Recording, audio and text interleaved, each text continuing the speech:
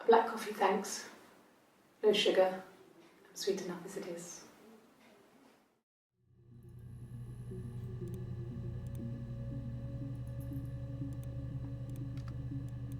My name is Hannah. H-A-N-N-A-H. It's palindrome. It reads the same backwards as forwards. It doesn't work for Merrick though, it's not quite symmetrical, but well, I mean, you get the idea. Sorry. Hannah Smith, I live at 31 Gladstone Street.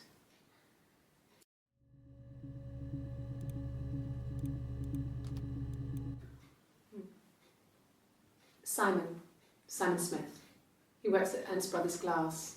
They do windows, all kinds of glass. Simon does the more special work, mirror making, feature windows, artistic things, really beautiful things.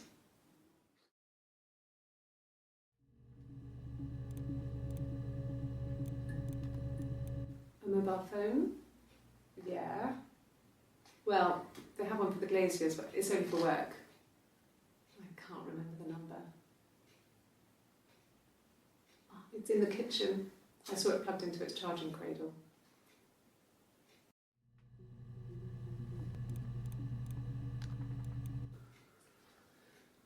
Simon is 6 foot, darkish blonde hair, average build. He's clean shaven. If his beard grows, it goes ginger, so he shaves it. I mean, not that there's anything wrong with ginger hair. I bought a photo. They said I should bring a photo. This was taken last year on holiday in Rome. It's the best one I have.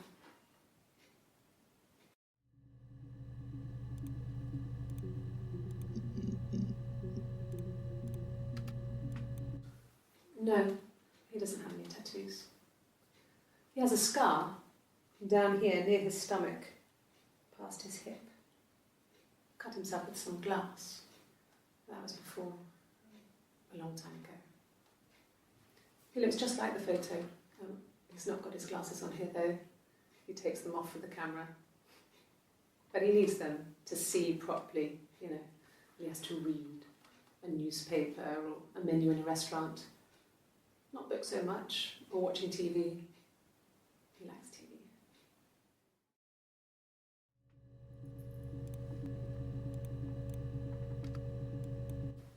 He was wearing a shirt, it's a blue turtleneck shirt and jeans.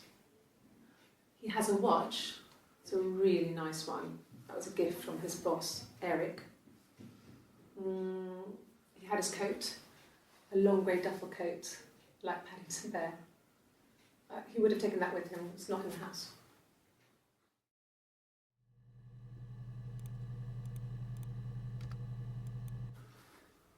So, it was Friday evening, we had an argument, he left. On Saturday he didn't come back, I waited all day. He was supposed to go help Eric out with something on the Saturday afternoon, they had a job, but he didn't show. So Eric was ringing on the phone. I checked at the Rock, that's our local. They said they'd seen him on the Friday night, but not since. He still wasn't back this morning, it just isn't like him at all.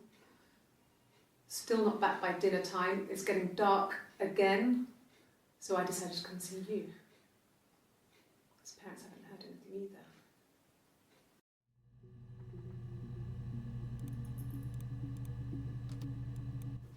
It's the Rockington Arms, the Rock. It's run by a nice couple, Peter and Susan. There's some other regulars there that Simon likes to drink with, and the barmaid they're having sometimes, Helen. Peter said Simon had been in and had a few drinks.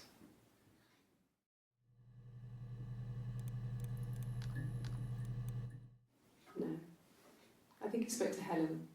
She said he was upset about her argument, but I'm not sure what else he said. He likes Helen. He likes blondes.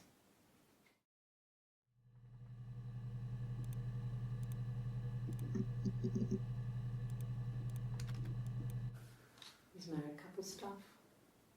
A stupid argument, nothing specific. No one knows how to push your buttons better than those you're close to.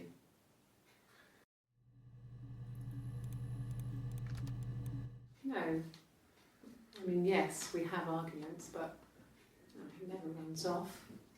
He always comes back. We make up. It's always that way.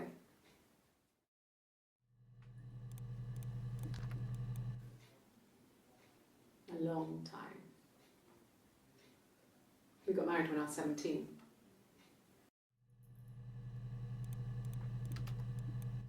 Childhood sweethearts. Something like that. Are you married, detective?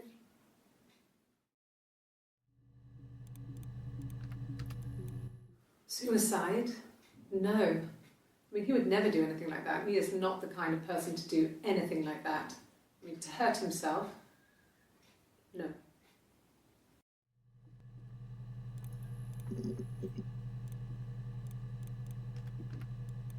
No, not drugs.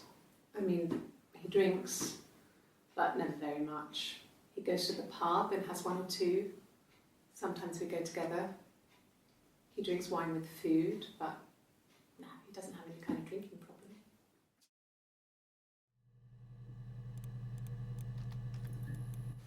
Yes, there's a car that we share, a Cavalier, and a van he uses for work. It's owned by Eric, but we look after it. Both of them are there now, parked on the street. I'm not sure about the keys for the van. I can look for you when I get back.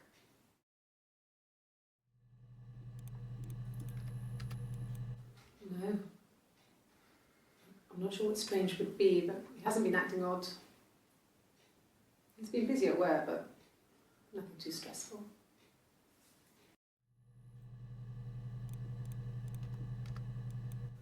Sure. Yes, of course, if that would help. Will you phone the house to let me know when you want to come round?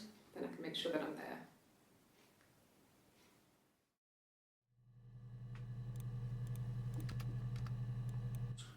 He has a wallet, a huge, silly thing, leather, real leather, I think. He packs it full of stuff, business cards, receipts, lottery tickets. He always carries it in his back pocket. I think that's why he's got a bad back. Offsets the discs. I haven't seen it, so he must have it on him. He always takes it out of his back pocket before, when he comes in, if he's in the house.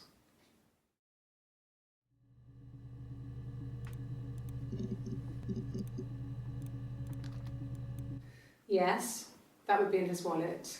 It's a Visa, a silver one.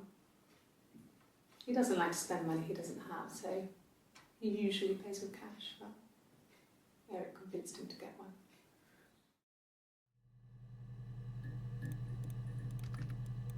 Sure, I think.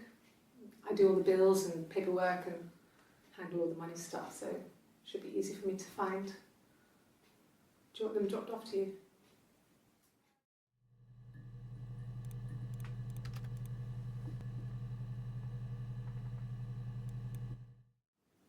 Yes, there's an Amstrad one.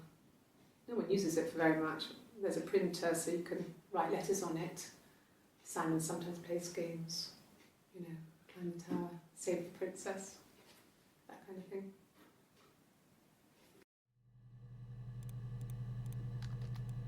No, he doesn't keep a diary.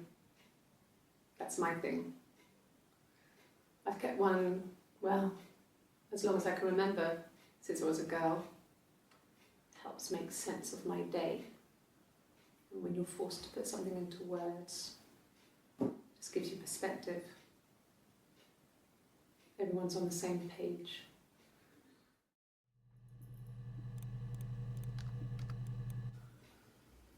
Simon isn't the type to run off or do anything crazy.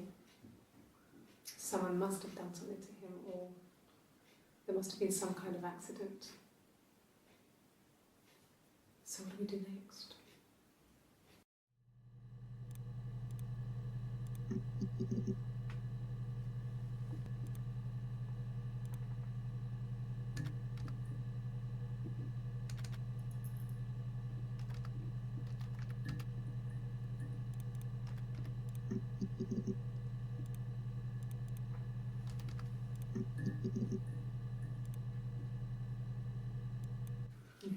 Thanks. Please find Simon. I love him so much.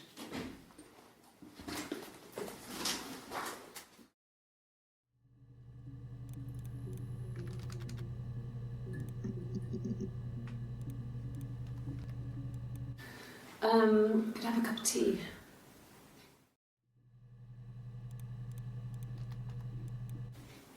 I haven't been into work. I guess I've just been waiting to hear from you, hear from my husband.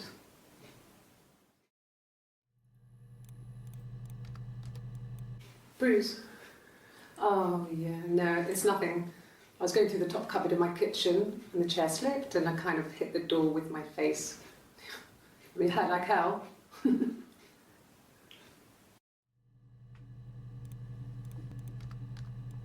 Yeah. I've been round to Doug and Eleanor's and they're very worried. I feel sorry for them.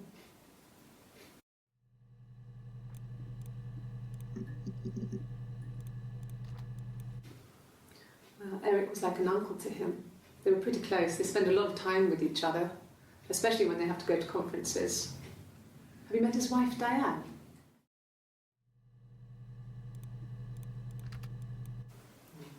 Diane is really nice. She helps out with the glaziers, organises the Christmas party, that sort of thing.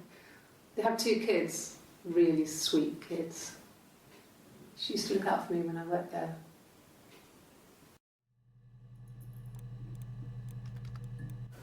Okay, I'll try my best to remember.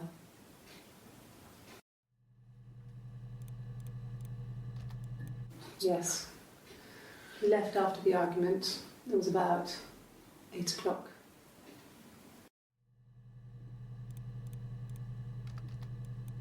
Yes, that's my birthday. Not one of the big ones, but I guess you can see that.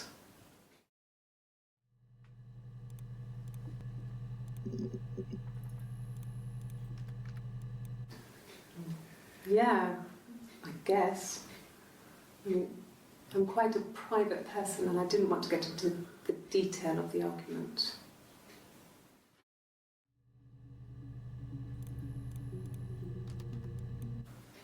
It was my birthday, like you said. We were going to have a meal at home. We had our meal. He gave me his present. I guess I didn't like the present.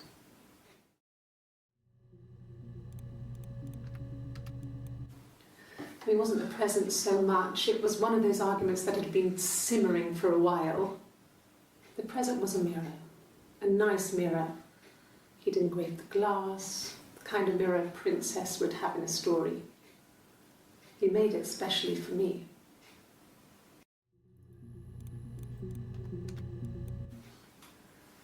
When you've been married for 10 years, stuff accumulates. We could argue about anything. And he's so nice. That doesn't help. He tries to smooth things over and that just makes it worse. We're both passive-aggressive, so we never normally argue directly about anything.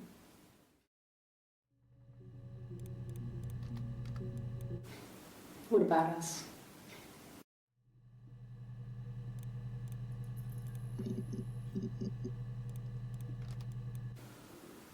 I did. Well, we met when we were 17, both working at the glaziers.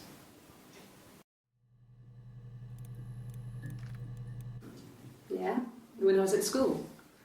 I worked part-time in the front shop. It was sort of an extended family thing. My dad used to work there, my mum worked there before I was born. I took care of paperwork, filing, typing out invoices, that kind of thing. It was a good job for a girl back then. I didn't work a till or anything though, I was quite shy, so I wouldn't have liked to have worked a till.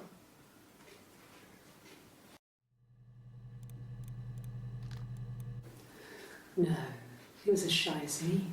I asked a friend to ask him out for me. We had our first date at the Odeon in North End. We went to see Risky Business. I had on my one best dress. Simon paid. He bought me a Whisper, and I was worried about getting chocolate on my teeth.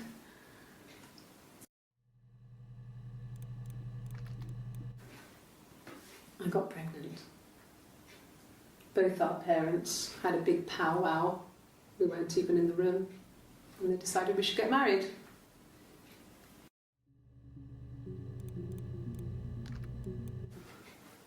I guess you could call it that, but we were both happy to get married. It was a beautiful wedding. We had our first dance to Come Back and Stay. I'm not sure if that's a good wedding song, but I loved it. I chose it. I mean, it was genuinely our first dance. We'd never danced together before. It was probably awful to watch, but I enjoyed it. It felt like it was just me and Simon for that moment. Just the two of us.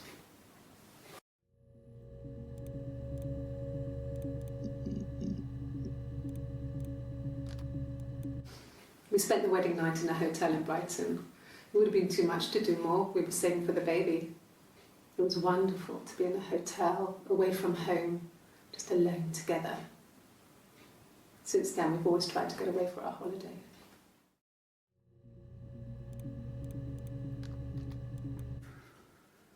We couldn't afford our own place. Simon dropped out of school, went full-time at the Glaziers. That was Eric's generosity. We moved in with his mum and dad. They had a spare room for us and the baby, if it came. It was a nice change, time to myself, living there for those months, full of hope.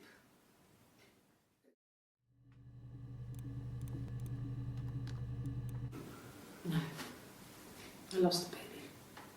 I had a miscarriage at 8 months. We carried on living at Simon's parents until, well, it was only a few months after.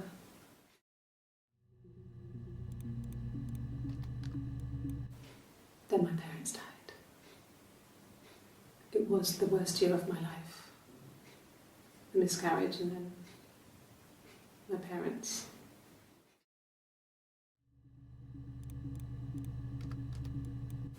At the time they said it was poison. Food poisoning. I mean, I felt so guilty. If I'd still been at home, maybe I could have done something. I didn't.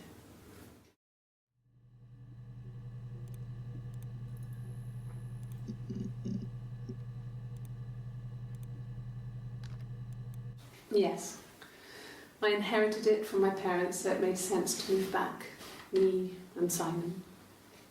Felt like going back to old ways. Before the pregnancy. Reminded me of being a girl, a dollhouse in the attic, old things.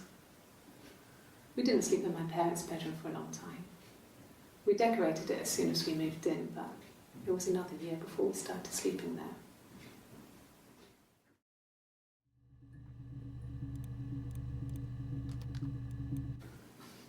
I got a job to contribute, you know. Doug knew someone and I got a job as a dinner lady at the primary school. They said it didn't matter if I could cook or not, just don't poison the kids. So you see, it's always been complicated between me and Simon. It's never just been the two of us, there's always been pressure.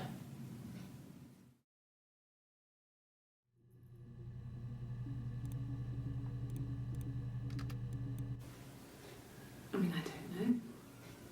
Something must have happened to him on his way home. He could be hurt. I mean, why hasn't he phoned? I don't know.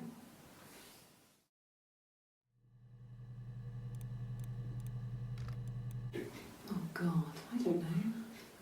I mean, I guess the Rock. We've spoken to everyone there. Someone must have seen where he went. I don't know. So many things could have gone wrong.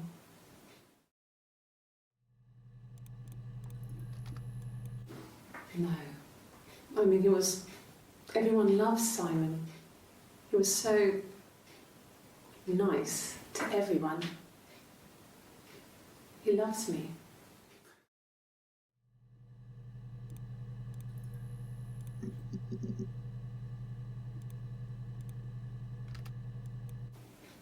Fine.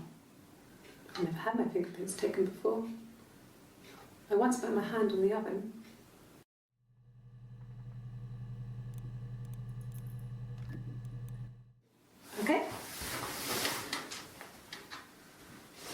haven't blagged before. Do you need to take that for your records?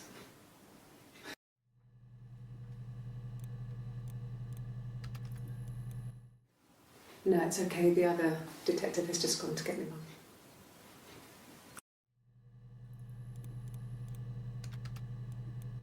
Oh, tastes fine to me. As long as it's black and strong, I'm good.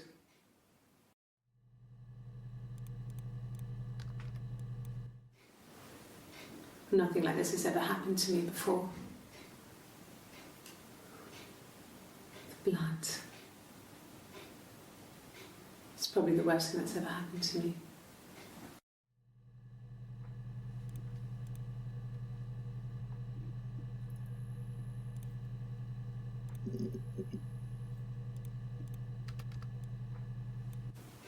The bruise. I have a really fast metabolism, so stuff like that just comes and goes. I don't know if there's much more that I can tell you that I haven't already told the other policemen. I found the body.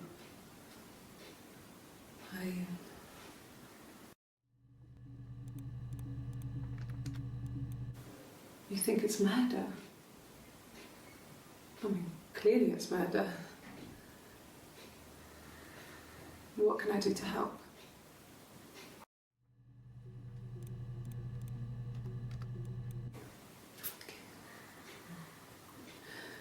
It was after dinner.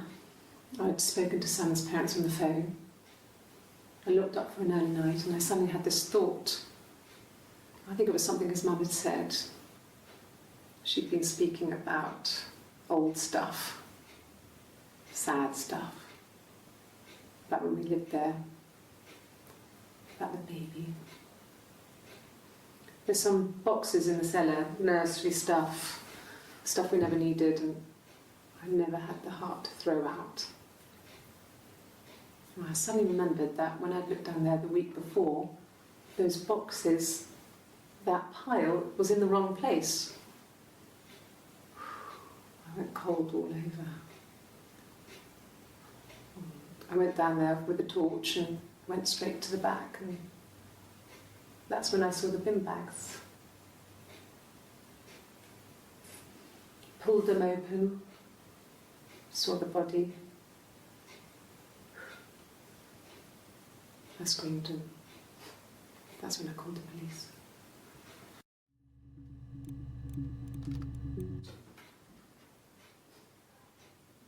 His body, it didn't look real. And his throat, it looked like his throat had been cut.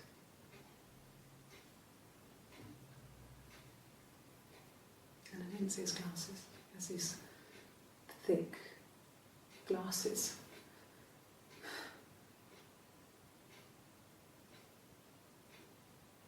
He doesn't always wear.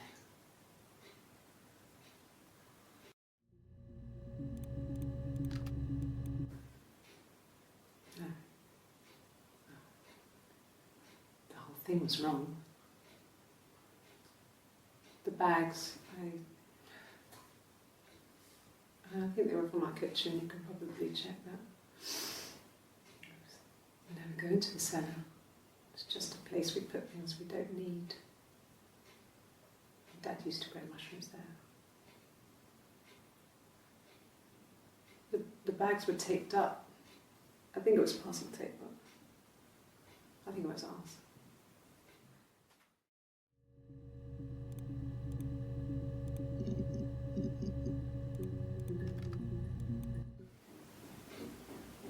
I wasn't in the house.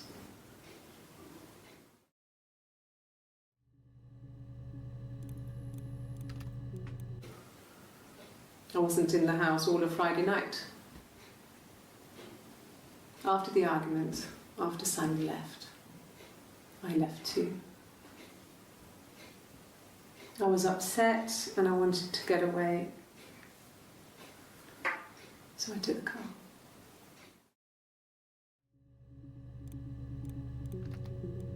I got in the car and I drove.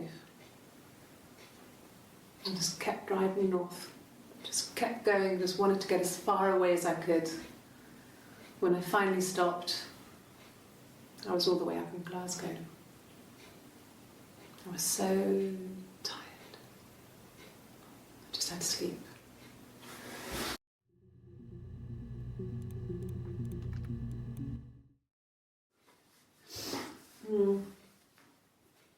I left the next day, Saturday. I slept for a few hours in the car. And when I woke up, I came straight back. Simon wasn't returning my calls and I wanted to try and make up. I got back to the house and Simon wasn't there. And excuse me. Is there a bin?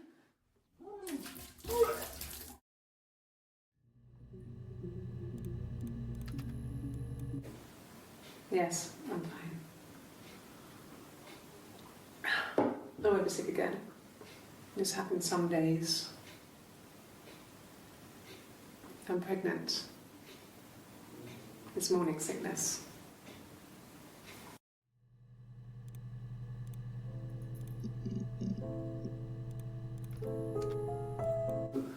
No. Well, yes. He found out on my birthday. I told him I was pregnant.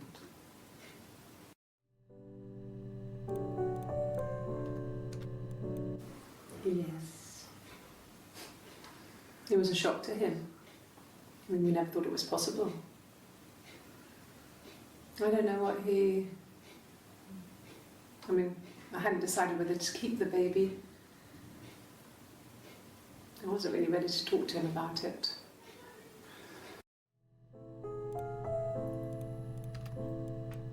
It was late, early Saturday morning. Yeah, I pulled over and slept in the car. This was just by the side of the road. I was exhausted.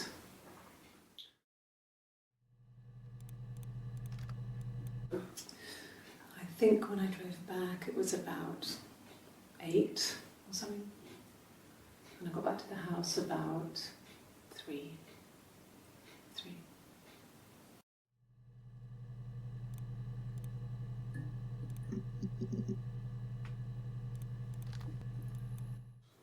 When you suspect someone of murdering their husband.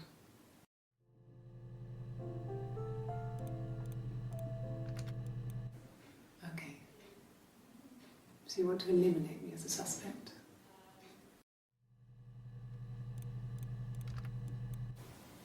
Okay. Sounds weird. I'm not great at making up stories. Okay. There's a girl and she's staring out of the window. She's sad. She's trapped. She's here. She's looking out the window because her mother won't let her out.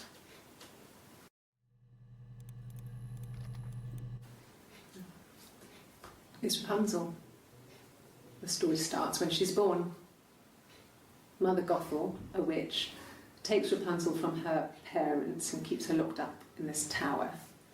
Rapunzel gets pregnant by the prince, and Mother Gothel is furious, so she cuts off her hair and throws it. Actually, her hair's already short here, so that's already happened. But she throws her into the wilderness, and Rapunzel is reunited with the prince, who's blind, but she kills him with her tears, and so it's a happy ending. Is that too much?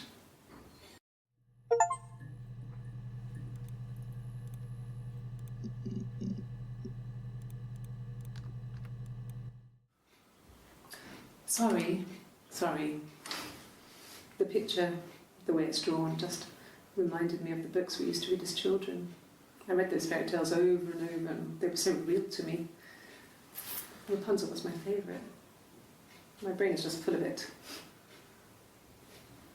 Are any of these in colour?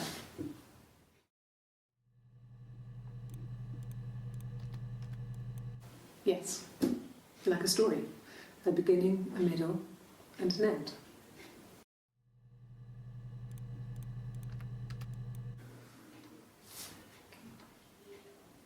Well, she has a knife. She's been cooking, I guess. She's been cooking him his favourite meal. She's his wife. And he's asleep and she doesn't want to wake him because he's ill. That's why she's sad. Because he's ill and he might die. It's kind of a sad story, so I'm not sure how it ends.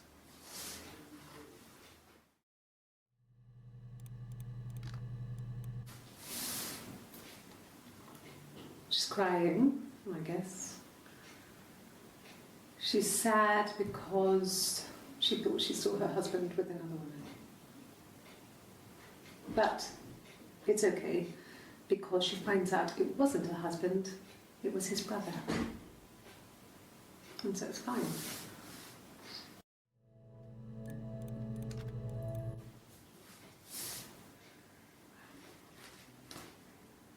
Okay, she's being chased. They're trying to catch her because she did something bad. I guess she broke the rules. Or maybe they think she did something bad. Maybe it wasn't her fault. She looks scared, not guilty. Maybe it was mistaken identity. Did they catch her there? I don't know.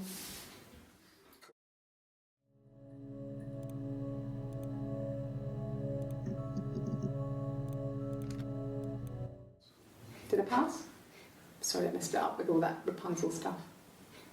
Do you need me to do that card again?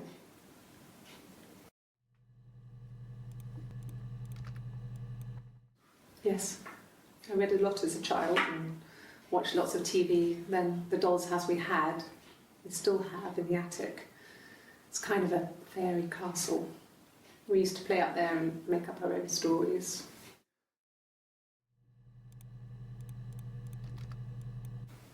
From when I woke up. Okay.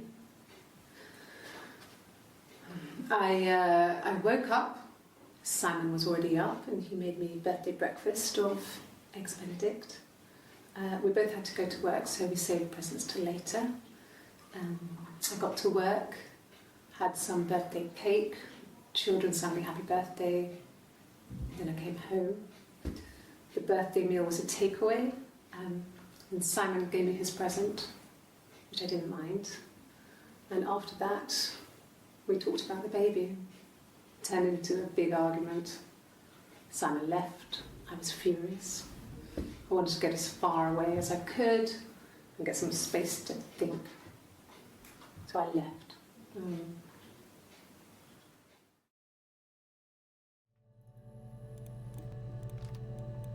Yes.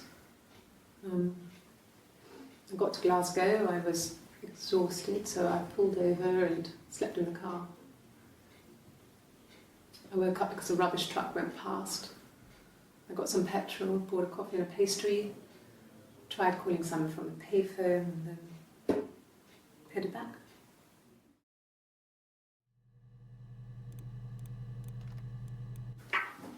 Let me see. Yes. I drove in here because I remember, well, I went over the river, and then there was a church there. Yeah. And I probably parked, well, I remember seeing a street sign called Princess Street. Yeah, there it is. Yeah, so I'm pretty sure it must be this one. There.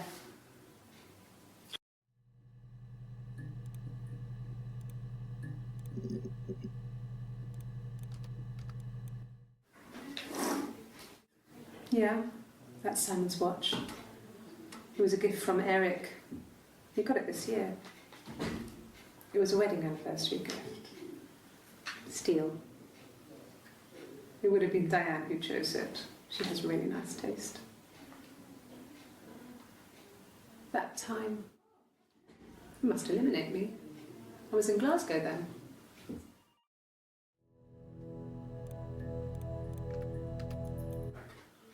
didn't. I slept in the car. I left about 9 that night. I wasn't there.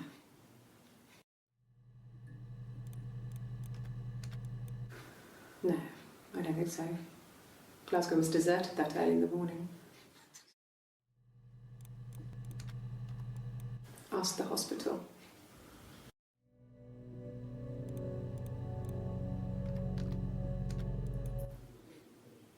When I arrived in Glasgow, I was exhausted. The streets were empty. I was driving badly. And I hit a taxi. Not a big crash, just paintwork. The guy was so pissed off because I didn't have a driving licence on me. But when I told him I was pregnant, he made sure I got to the hospital so they could check me out. It was fine. The hospital must have details when I was looked at. There's a scratch on the car.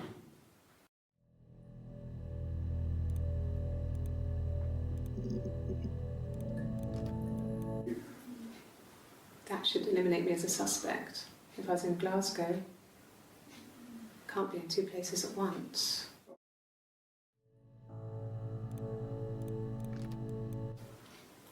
I thought it made me sound suspicious. It's not a normal thing to do, to drive to the other end of the country. I wanted to keep it simple.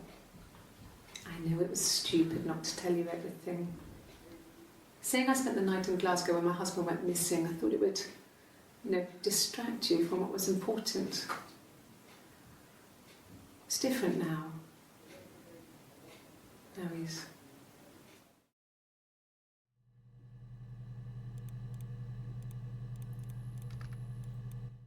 No.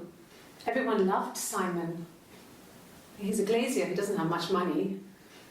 I don't know. I don't know.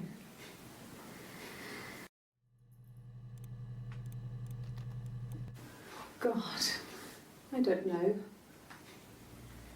Could be anyone. Maybe someone followed him back from the pub. But why would he let them in? Doesn't make sense.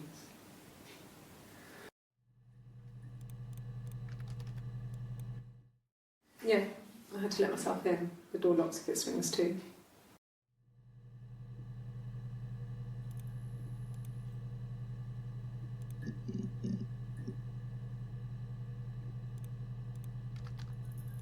Yes, I always pull it shut and then lock the bigger lock with the key.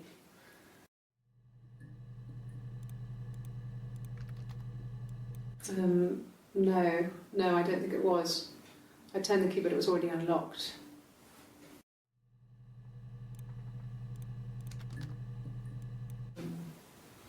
No, they were shut. Most of the windows are really hard to open anyway. They're stifling in summer. They were painted over by my dad. Could have left a door open accidentally. Or there's a cat flap in the back door.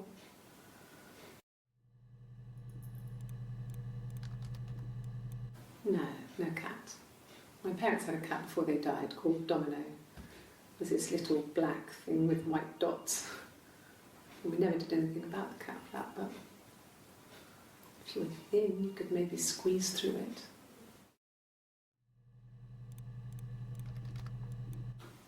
I think so. I mean, to get into our garden, you'd have to climb through other gardens. All the gardens back onto each other, so you'd have to climb over 1, 2, 3 gardens to get to ours. I mean, did anyone see anything? Did anyone see anyone come and go? An intruder?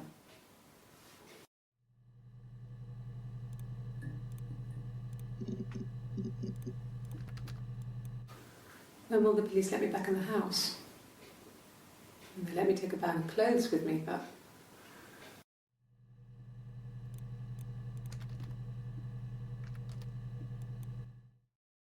The mirror. I can't remember. I put it somewhere safe. Upstairs, I think. I haven't looked at it since.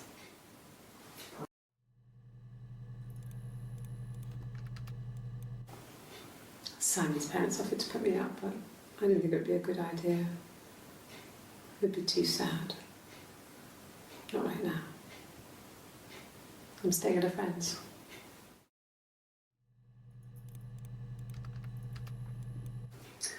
A cup of tea would be good, thanks. Just 1 sugar.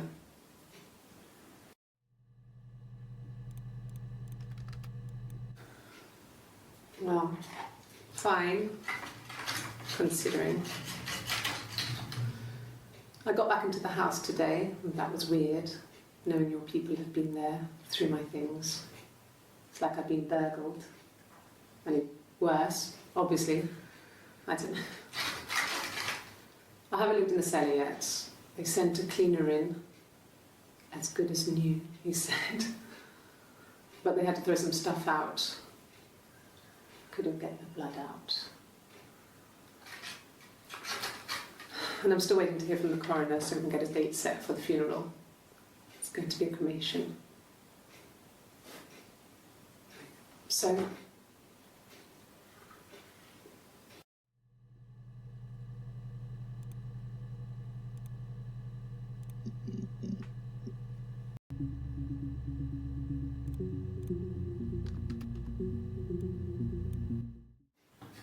fingerprints.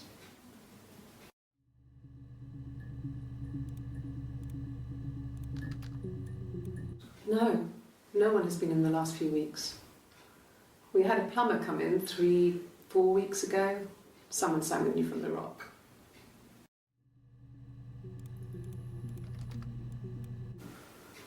In the bedroom?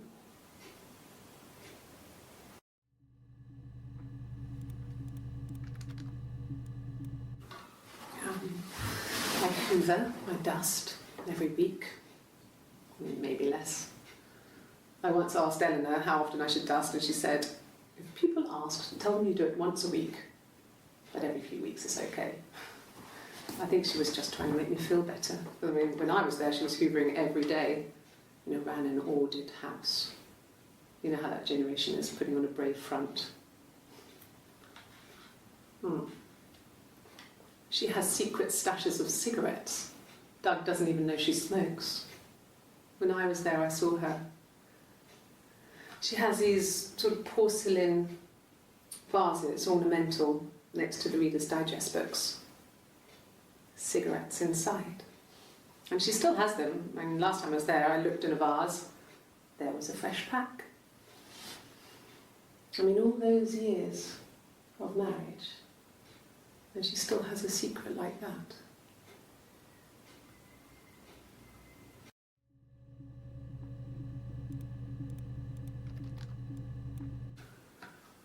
Well, a week or so ago. It would have been the Saturday before my birthday. I get like that on the weekends, have a lie-in, then want to get up and blitz the house.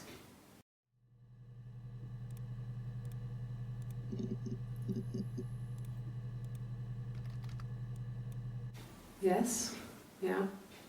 I would have cleaned them. I changed the sheets too, with the fingerprints in all those places.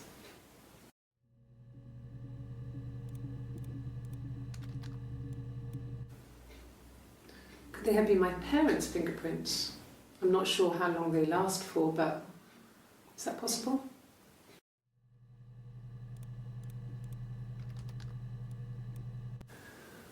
That can't be right. In the bedroom.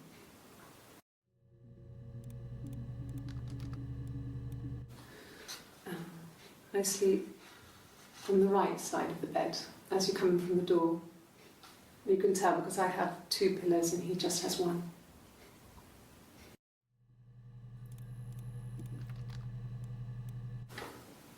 What kind of hairs?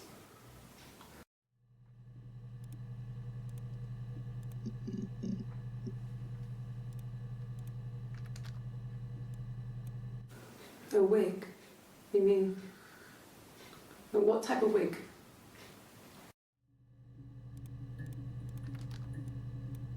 No, I've never worn a wig. What kind of wig?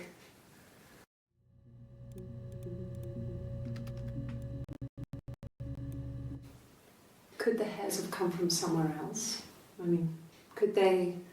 We have a lot of dolls in the attic. There's a Rapunzel doll with long blonde hair. Could they have come from there?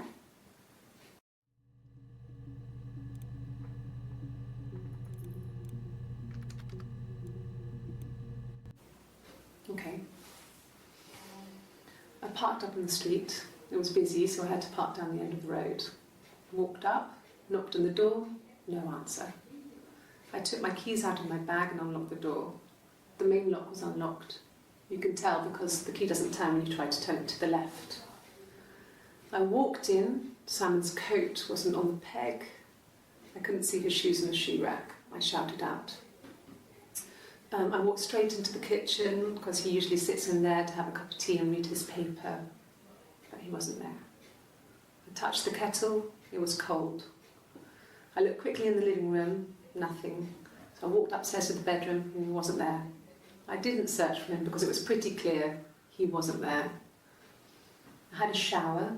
The phone rang whilst I was in the shower. I didn't answer it. I think it was Eric. Then I was just exhausted. So I lay down on the bed and I fell asleep, though I didn't mean to.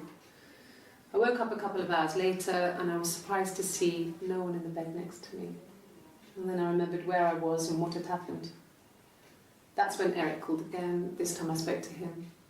Then I called Doug and Eleanor. And then I decided to come and see you. That enough?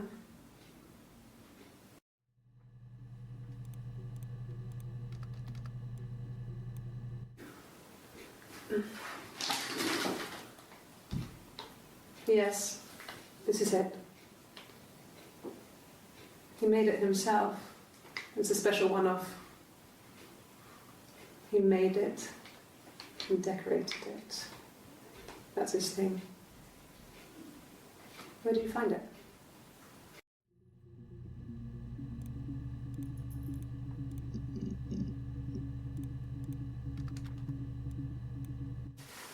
Silver leaf?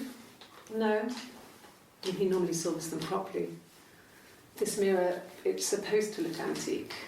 The reflection isn't as good. It's the perfect mirror for someone who doesn't like to look at their own reflection.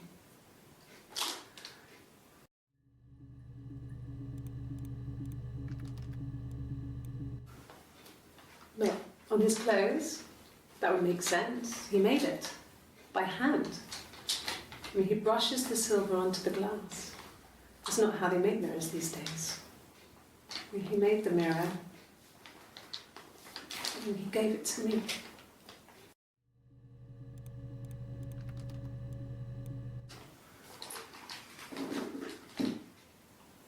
On his throat. How?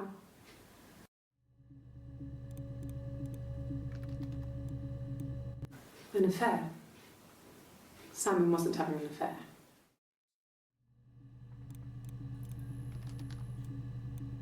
No, Simon wasn't seeing another woman.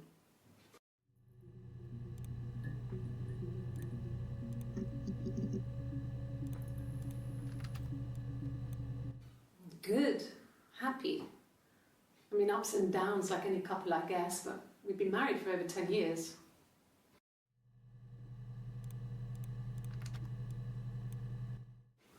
I don't know if anyone really changes. You just become more yourself. Simon was my prince, and that hasn't changed.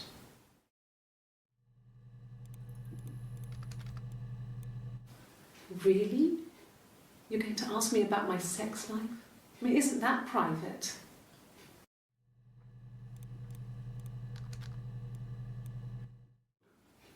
Are you married? How is your sex life?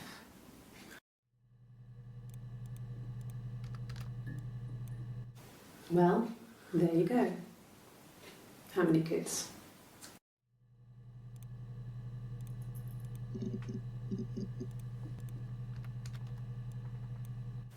So, our sex life is probably fairly average for a couple after 10 years of marriage.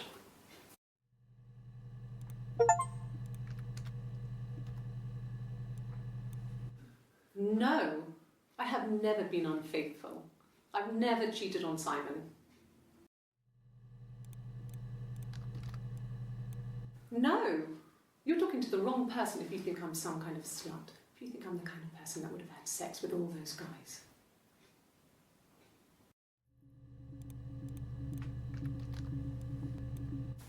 I mean, not really. He would go to the pub. He had his drinking buddies there, but no one ever really came back to the house. Sometimes Eric, his boss, and his wife would come over for dinner. That would be us returning the favour. Diana's a really good cook, into her trendy ingredients. And the last time Simon cooked something off MasterChef, he got the recipe off CFAX, and I did my Lloyd Grossman bit, commenting from the sidelines. I had to find fennel from the supermarket. Have you ever eaten fennel?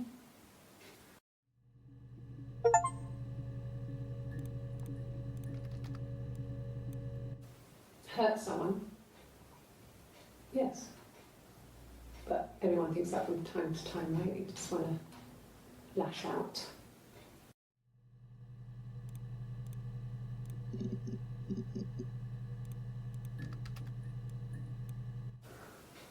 Well, my friend Eve. I mean, she was a friend from when I was a kid, and she was always more popular with the boys, and I used to hate her for it. I mean, really hate her sometimes.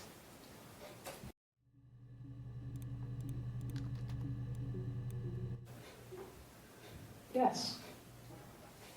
We'd fight. We fought on the beach once, and I held Eve's head underwater. There was no one else around. It was at the far end of the beach, and I held her head under, and I kept it under. And for a moment, I just wanted to kill her and watch her drown. But that was it. It was just a moment. We were made up after. It was a love-hate relationship.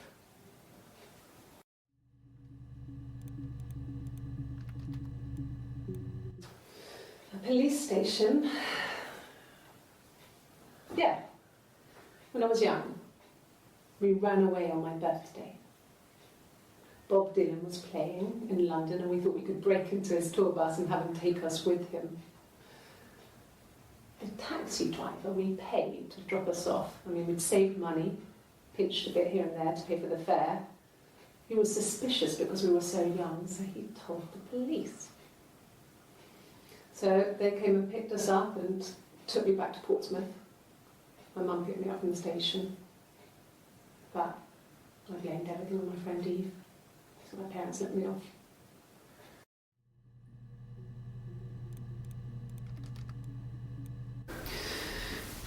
Maybe a fresh cup of tea?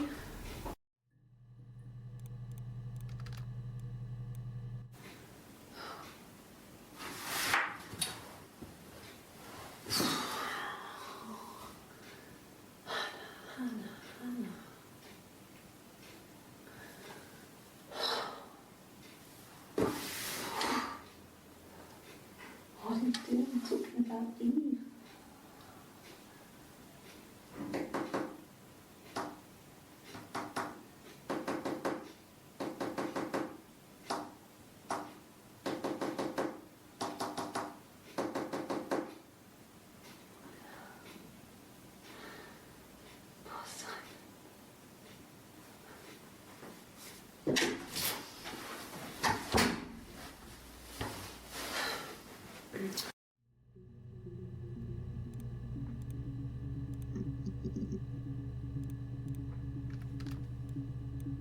Just the one sugar. Thanks. Is that kind of recording?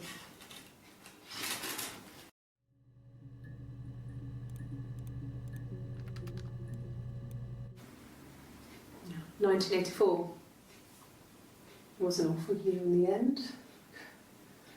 We were living at Doug and Eleanor's. I lost the baby at the end of spring, and my parents died in the summer. It was a hot summer, a heat wave. So when they discovered the bodies, it was just awful. Because of the circumstances, them dying together like that, they brought in a lot of police. A forensic entomologist. I had to look that up. It was because of the heat. It was just awful.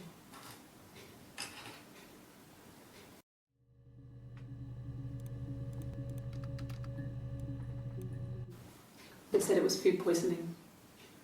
There was something in the food they ate. My dad liked to pick mushrooms, grow them too. They said it was the mushrooms. It was hard to believe. Death caps. They have a skirt around the cap. My dad taught me that. But, the police had no reason to think it was suspicious. They lived alone, and no one had any reason to hurt them.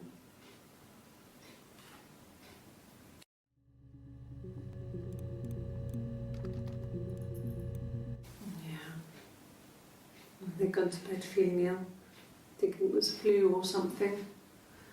The neighbour called me. I had to use my key to let them in. We found them dead in their bed. And they'd been there for days. No one had noticed. Just awful. It was so soon after my miscarriage, the worst year of my life. I'd been so happy to get married, and after that it was just like, fuck.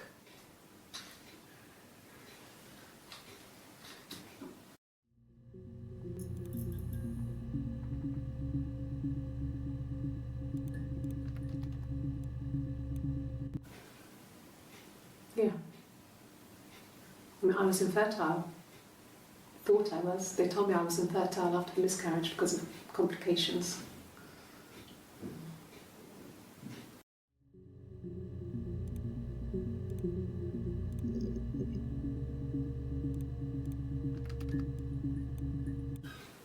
I would have been a good mother.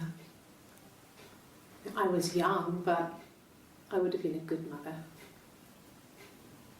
She was a girl, by the way, the baby. We were going to call her Sarah. Simon wanted to call her Ava after his nana, but I didn't want her to have a symmetrical name.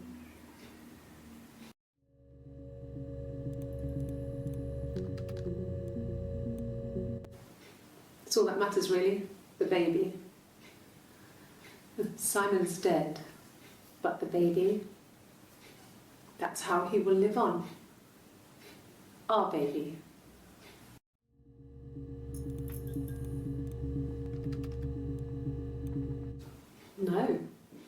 No, Simon didn't play guitar. He wasn't very musical. He liked to listen, but he was tone deaf.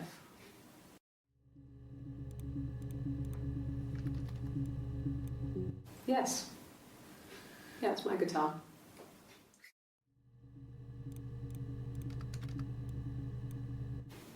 Black, no sugar. Thanks.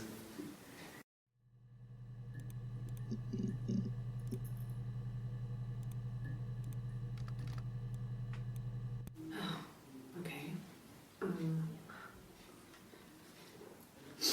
I parked up on the street. It was busy, so I parked down the end of the road. I walked up to the house. I knocked on the door. No answer. I took my keys out of my bag, unlocked the door. The main lock was unlocked. I could tell because the key wouldn't turn when I tried to turn it to the left. I walked in. Simon's coat wasn't on a peg. I couldn't see his shoes on the shoe rack.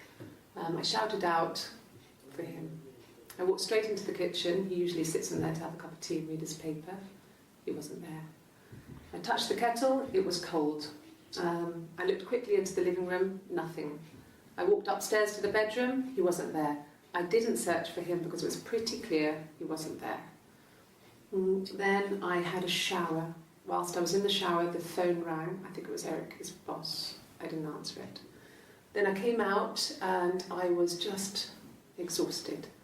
So I lay down on the bed and I fell asleep, but I didn't mean to. I woke up a couple of hours later and I was surprised to see no one in the bed next to me. And then I remembered where I was and what had happened. That's when Eric called again. I spoke to him. Then I called Simon's parents. And then I decided to come and see you. That enough?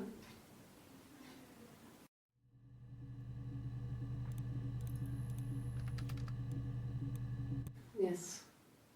I speak with Eleanor at least once a day. Not that there's anything much to say. It's more just...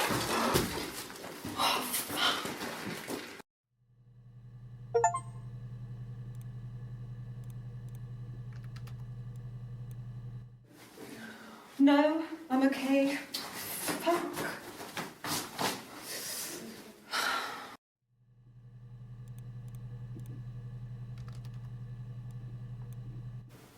Oh, my tattoo.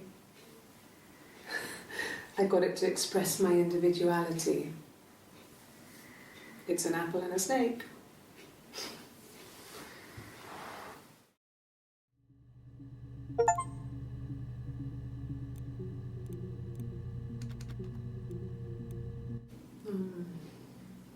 About 8 years back.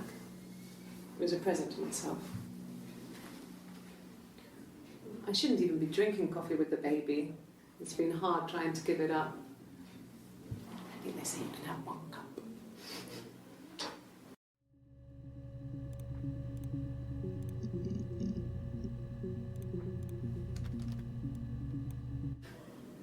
Do you have children?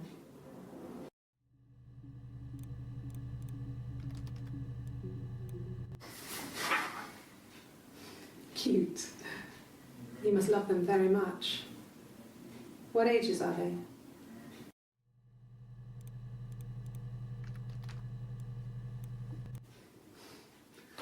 Must think it's very cool that their dad is a police detective.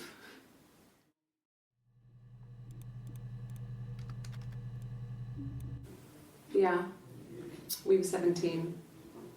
It was a nice wedding, people said. Simon looked very handsome in the photos. His parents paid for everything, but he's an only child, so it was important to them.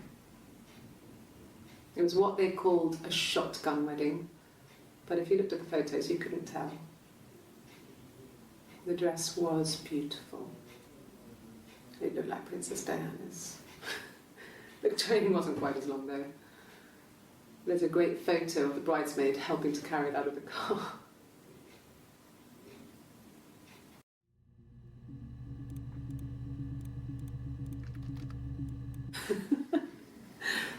Was he my first? No need to be so coy. No, he wasn't my first. That would have been Carl. He was a local boy in a band. He was a bit of a shit, but he was sexy. We were 15.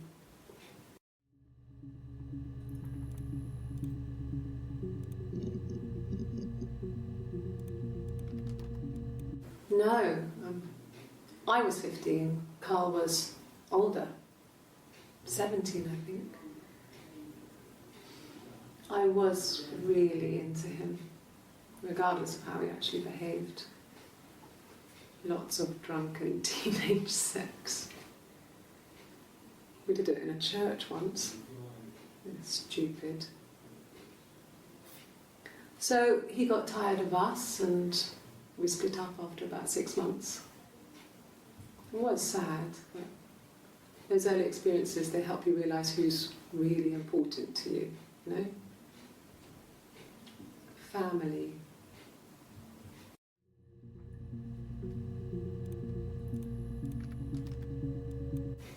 Family. So, Carl fucked off, and then there were other boys here and there, and then Simon.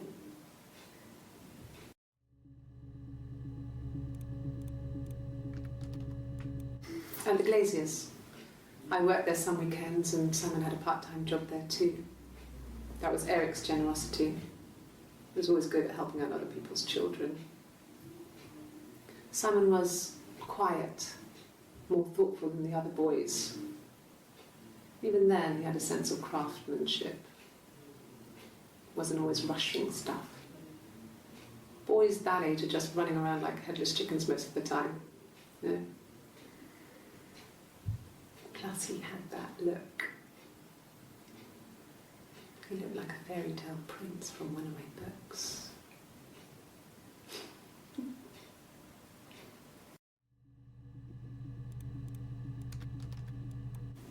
I wouldn't say that. It could be passionate. It's just, it was more than that. It wasn't just sex like I had been with the other boys.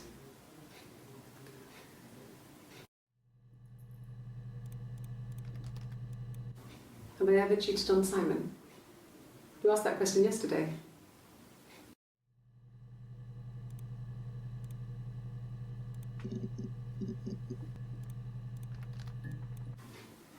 Simon was very moral about that sort of thing. He wouldn't just walk out there and sleep with anyone. He wasn't that kind of guy. He took his marriage very seriously.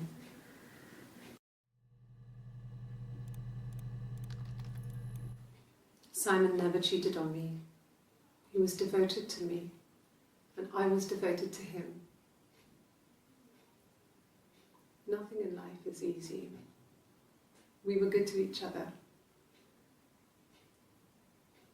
Life isn't a fairy tale. You do what you can.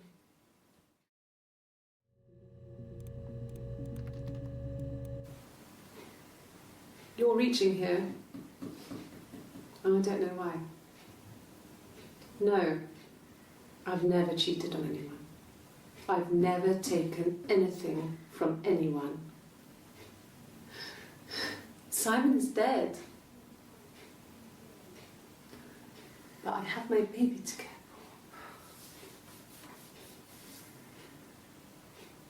for. Why are you trying to make me sad? Why are you so obsessed with sex and affairs?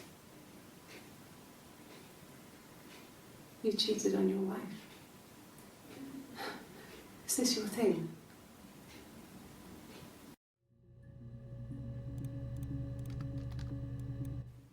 And what did your wife do? She didn't kill you. You think I killed Simon because he was having an affair? Well, I didn't kill him. I wasn't even there. I was in Glasgow worrying about whether my baby was still growing inside me.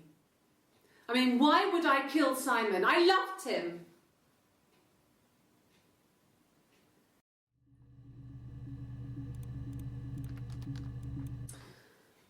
This other person doesn't exist. I don't know what the blonde wig is, but it could be anything. Have you looked at the cat flap?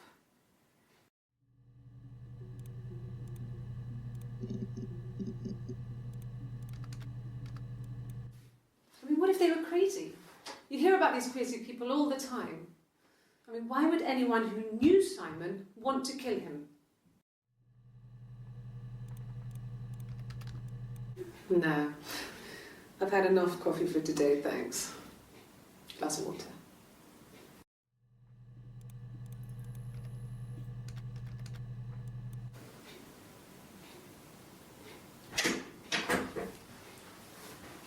Is that camera recording?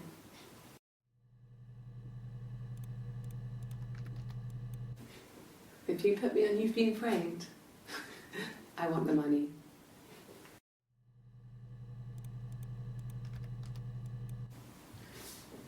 Yeah, that's me. But February, I mean, that was months ago. What's that got to do with Simon's murder?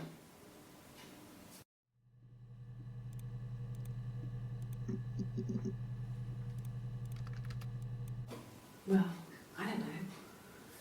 I probably had to pop out and get something, that's why I was speeding. And that wouldn't have been noted on my timesheet. But I really can't remember back to February.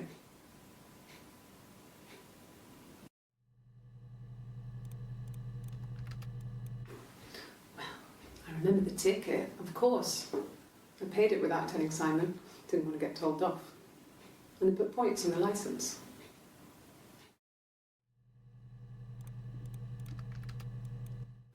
Like I said, I think I was popping out to get something, ran out of something, had to grab something. I sometimes drive too fast. If you want, you can arrest me for that.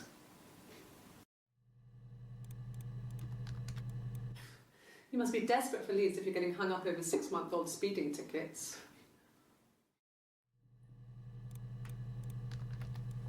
There was a conference, something to do with double glazing, in Oxford.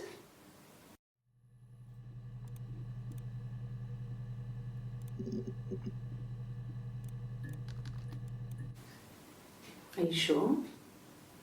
What would he be doing in Oxford if there was no conference? I remember calling him. He said it was boring and he spent most of the time at the bar.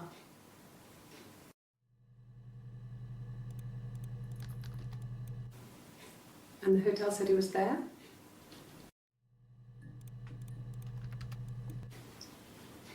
Okay, you got me.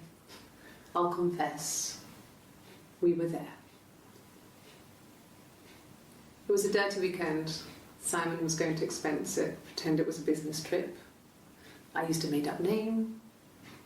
We stayed at the hotel, had room service, didn't leave the room, had a great view of the river, and you could hear the church bells. Like you said, it was very romantic. It was supposed to be a secret. Just because Simon is dead doesn't mean I have to give up all his secrets. It doesn't have anything to do with what happened to Simon. No one murdered my husband because he cheated his expenses for a romantic weekend in Oxford.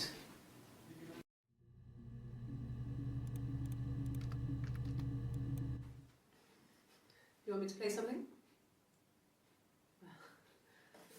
I'm not the world's greatest guitar player. Okay.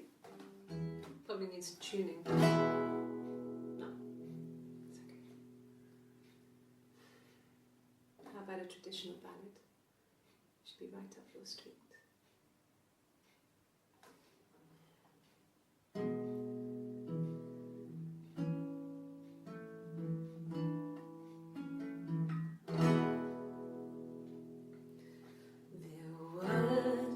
Sisters came walking by the sea.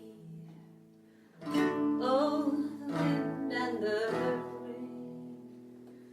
The eldest one pushed the other one in. Oh, the dreadful wind and rain. See, they both had a love for the captain's son.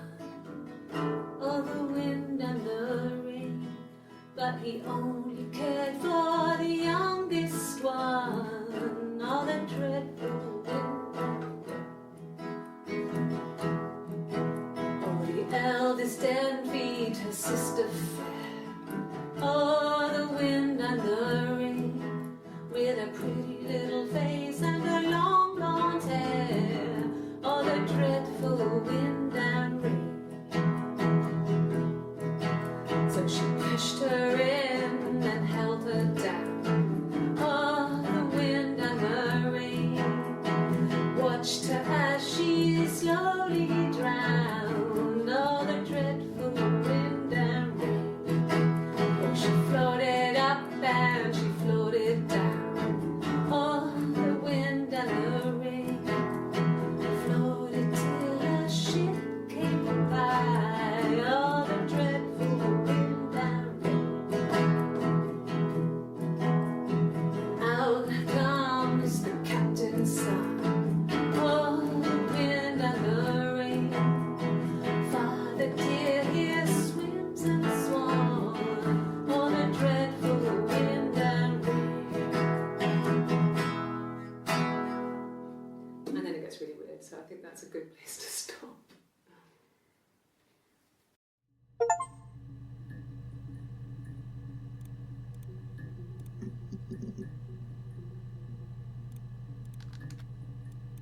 Really? Okay. Here's the rest.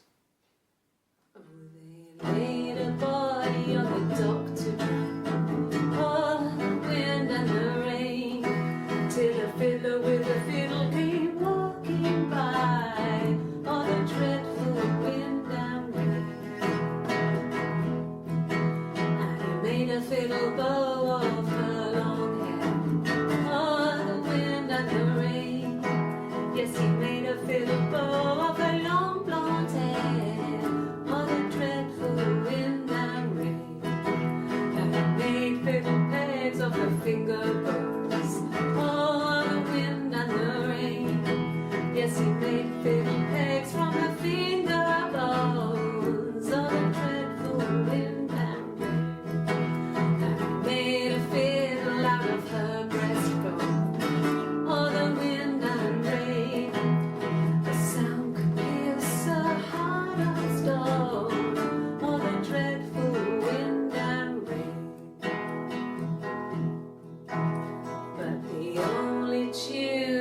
that the fiddle could play was all the wind and the rain.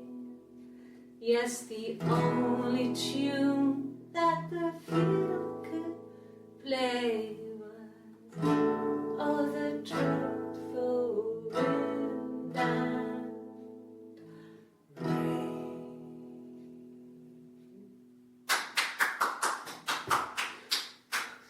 Anything you sing may be used as evidence against you.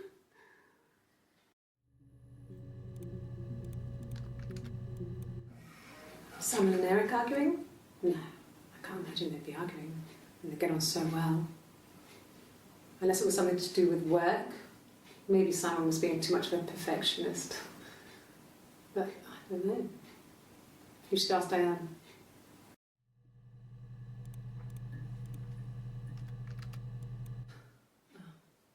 Coffee, I guess. Milk and sugar.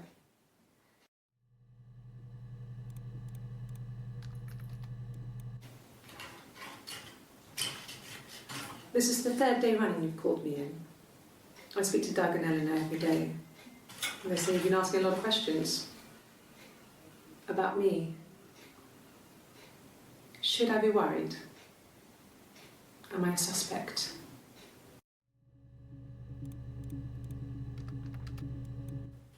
I don't see how it's hard. We've established I was in Glasgow when he was killed. You've spoken with the hospital.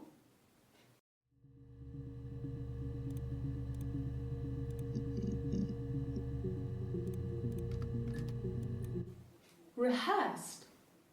You ask me the same question, you'll get the same answer. Is that your evidence? Of course I thought about what happened then. It's all I've thought about. My husband is dead.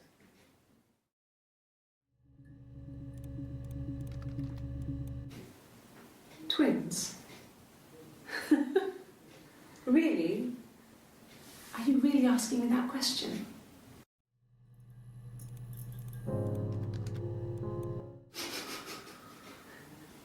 Are you out of your mind? Twins?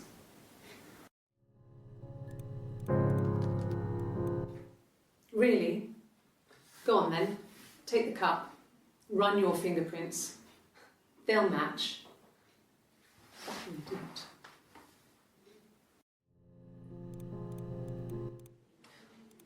For fuck's sake. Can I leave? Are you going to arrest me? No. They'd laugh you out of the building. A lawyer would make mincemeat of you.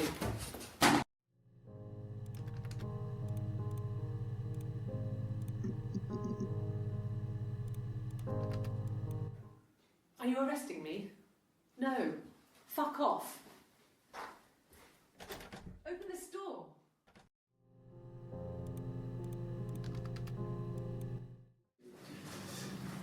This is a nicer room. Is this where you take people when it's time to arrest them?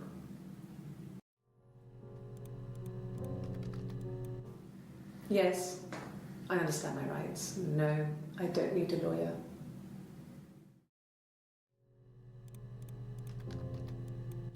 Yes, no lawyer. What are you going to arrest me for?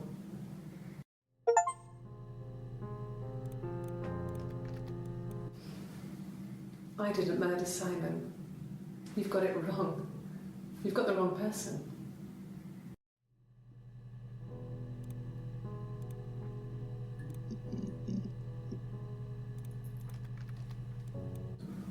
Yes, I'll take a lie detector test.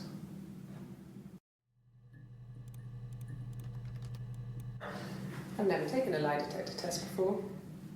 Does it really work?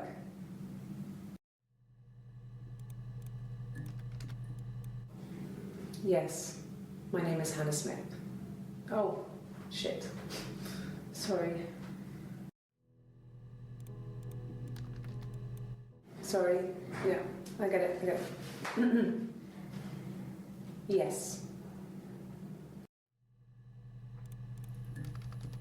Yes.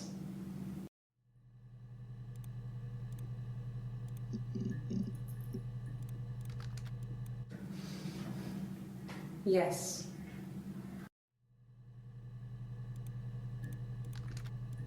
No. Yes.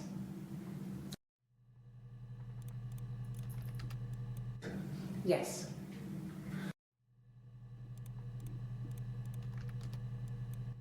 No.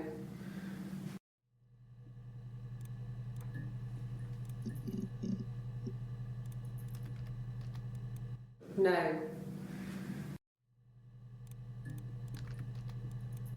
No. I can take the stuff off now. Did I prove I'm innocent?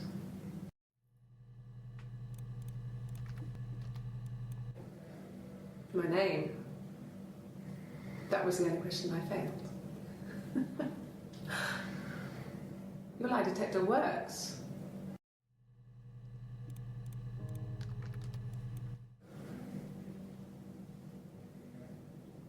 My mother called me Eve.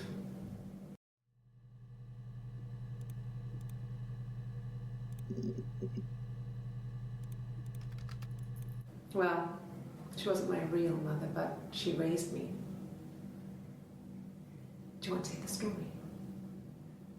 It's a real-life fairy tale.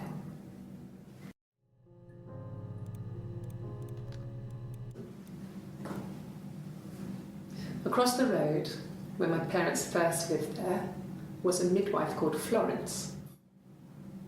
When Hannah was born, I was born at the same time. The midwife was there to help. I'd been throttled by the cord, probably wrapped around my neck by Hannah. The midwife told my mother I was dead.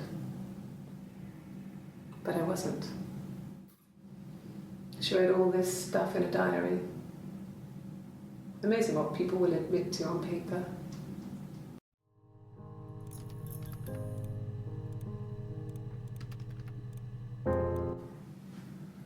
Florence took me home with her. Mother hadn't been expecting twins and had a healthy baby. I guess she was just happy for Florence to clean up, take away the evidence that this was anything but a happy occasion.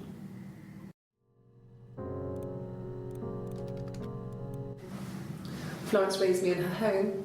I never left it. She kept me out of sight. It wasn't odd for people to see a midwife with a baby, carrying in supplies, washing nappies, that sort of thing. I never knew any different.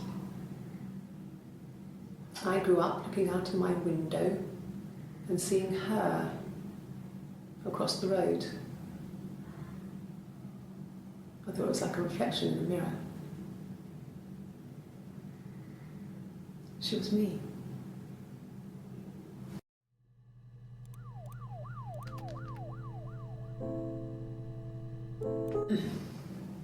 Yes. The first time we saw each other, it was strange. We both realised at the same moment, I think. We must have seen each other before, but there was this instant when we first realised it wasn't a reflection. The reflection was staring back. I think I was 5. It was my birthday. My reflection was wearing a party hat and waving. I knew what party hats were from books. And it suddenly occurred to me, today must be my birthday. I waved back and we just spent ages waving at each other and copying each other's movements.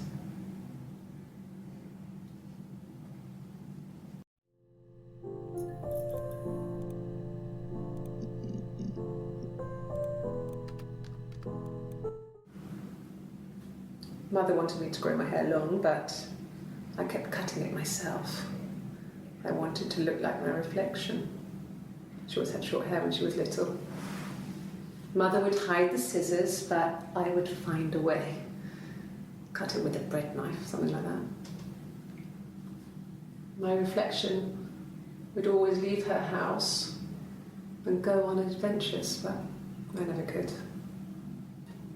Mother taught me at home, and I had books and TV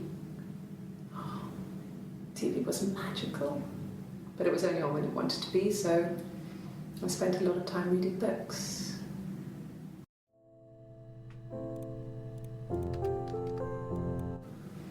Fairy tales. Stories about lost princesses, evil witches, magical mirrors and lost children. So you see, even before I knew the truth, I'd found it in those stories.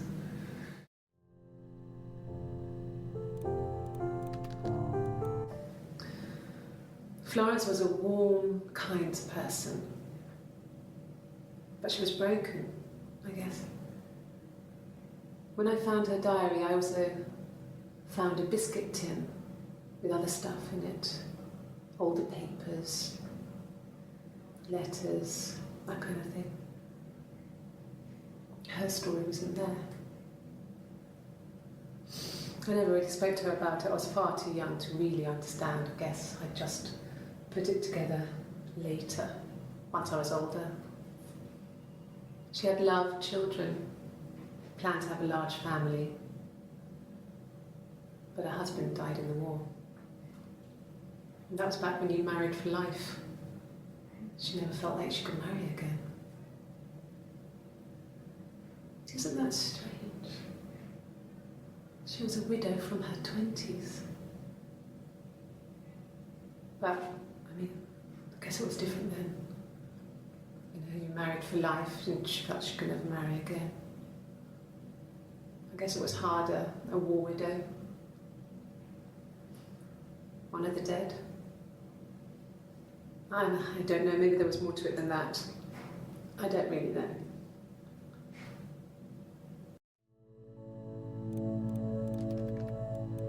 No, it was just me and her. Eve was the name they were going to call their first child. They talked about it and were going to try when he came back. Florence's family had a history of firstborn girls, so they were convinced it was going to be a girl. It's hard to know if this is all true.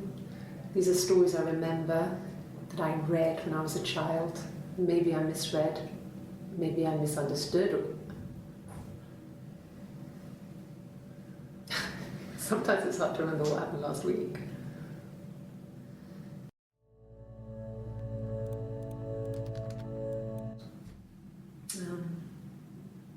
When I was 8, Mother died. She slipped down the stairs.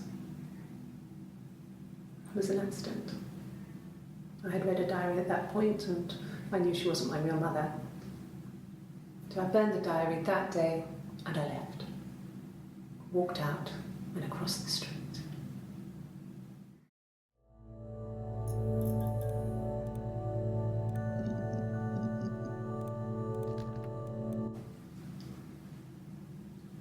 I wanted to see my reflection. I thought that if I touched her, something would happen. We would become one girl. The fairy tale was over, the witch was dead, and I'd be restored to my rightful place.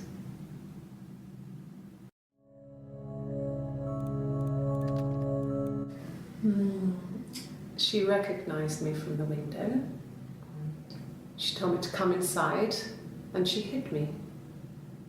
They had made the attic into a place where Hannah could play. There was a dollhouse. She hid me up there.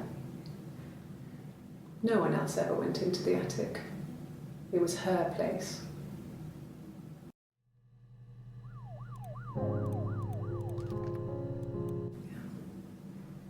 I'm not sure where the dollhouse came from. I don't know if it was given to them or they inherited it. I mean, they wouldn't have had the money to buy it. It was so huge. It must have been taken up to the attic in parts and then reassembled up there. It's a beautiful thing. Wallpaper to scale, little furniture, the lights work, mirrors, beds, big duvets and pillows. We spent hours and hours playing in it, invented all these characters and families who lived there. We wrote paperwork for them all, passports, diaries, and gave them all really elaborate stories. Once, a moth got trapped in there. We'd left a light on. It was making the most horrendous noise. We tried to kill it, but it was tough. We ended up crushing it under a copy of the Arabian Nights. It just became our way of life. We would swap places and take it in turns to do things. And we were very careful. Whoever had been out that day would come back and write a detailed diary so that we were on the same page. We had a list of rules that said what we could and couldn't do in any given situation. It was exhaustive. We lived a second life through those rules. Rules for things that could only ever happen inside our imaginations. We would consider all the permutations of future events and agree rules to walk our way through them.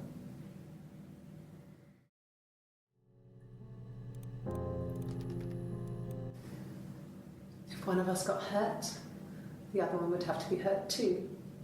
A grazed knee, a bruise. When I lost my tooth first, we had to pull our Hannah's to match. Once, I slept with a boy who was seeing another girl. The girlfriend came up to Hannah the next day and punched her in the face, gave her a huge black eye. That night, she had to do the same to me. But she almost went too far. I couldn't see out of that eye for days. She snuck frozen peas up for me from the kitchen. So much of our bodies were synchronised anyway. We started our period on the same day, all our childhood diseases, stomach bugs, nits.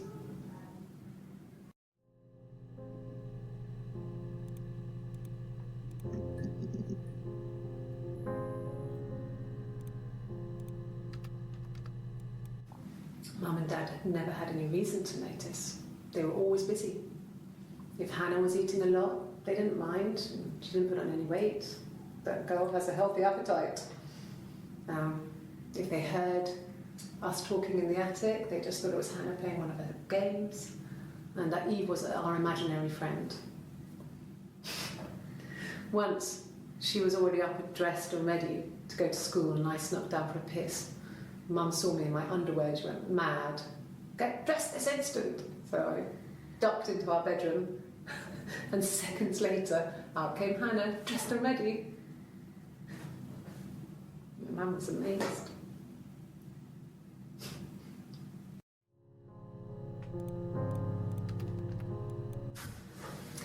When we weren't together, we'd send secret messages by tapping out a code that we'd learned from a book, the knock code. Something prisoners of war would use. We'd tap them out on radiator pipes or the attic floor.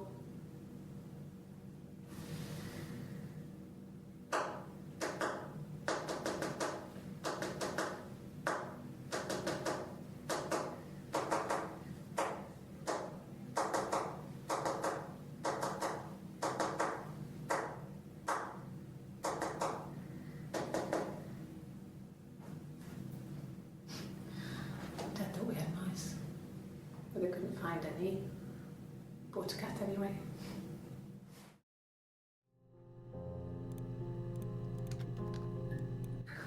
We loved our cat, Domino. He had this little bell around his neck to stop him from killing birds in the garden. And we used to write each other notes and put them in the bell, and we could send them to each other. Mum found some of the notes once, and she thought I was just writing to myself because our handwriting was identical. And we had our own words for things, so she didn't quite understand them anyway.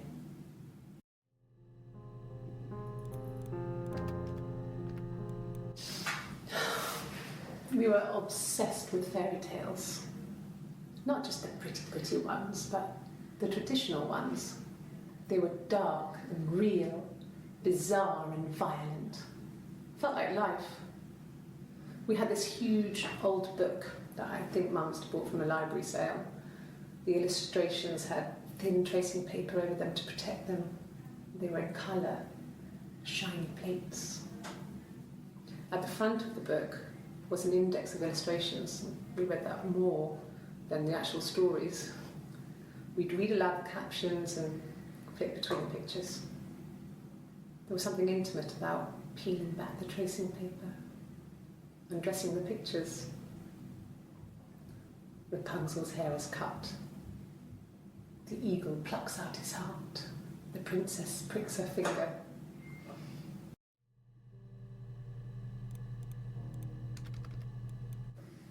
There were always princes and princesses. They were the special people, more important than the other characters in their stories. We knew we were like that. Twins. Magical. We were the princesses. We had a poster of Princess Diana from the newspaper up in our attic. Had a pride of place. And underneath we used to put all our special things. When her engagement was announced, we were obsessed with everything she did. And later, when her life went so bad, we felt for her. Her divorce last year just kind of drew a line under things.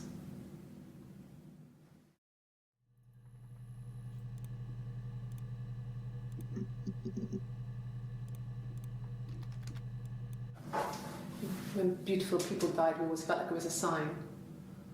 You remember Princess Grace? Grace Kelly? She died in a car crash the year before we met Simon. We used a Ouija board to speak to her, and that gave us the power to find him. That's what we thought then. That people who died tragically leave some kind of magic behind. We used to share dreams. We used to wake up and write them down in our diaries immediately and compare them.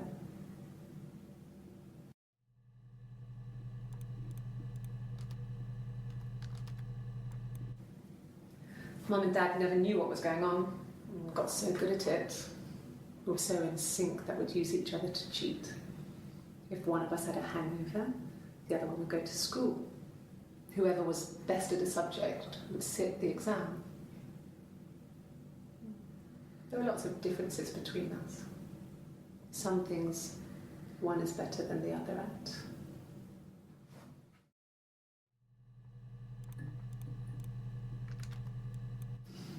Differences? She's a better driver than me. She passed the test for us. I tried to take it and nearly crashed the car. Learned that you can't rely on confidence to get you through everything. She is the shy one. She was especially shy around boys. If Hannah liked a boy, I would have to pursue him. It was that way with Carl. Hannah met him first. She had such a crush. I let him take my virginity after a night that his band had played at. It got difficult. When I was with Carl, we would have sex, but Hannah couldn't let him see she was a virgin. She had lots of excuses. After a while, we decided that I should take Hannah's virginity.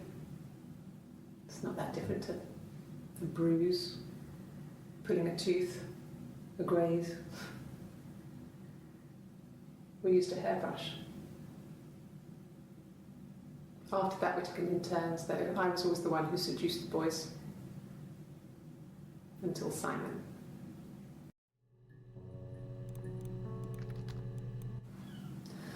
Hannah was so smitten with Simon. She started getting jealous, didn't want to share. Even the first date, we went to see Tom Cruise at the Old Odeon. We both went, kept changing places in the toilet. We only had the one best dress, so we had to keep swapping clothes. Must have thought we had terrible bladder problems. The next date, it was my turn. At the end, I let him kiss me, but that was it. We didn't want another Carl on our hands, and the Ouija board had said to hold back.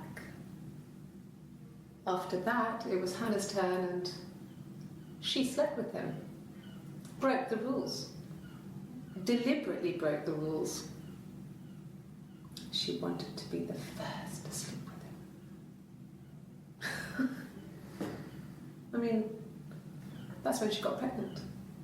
From that one time.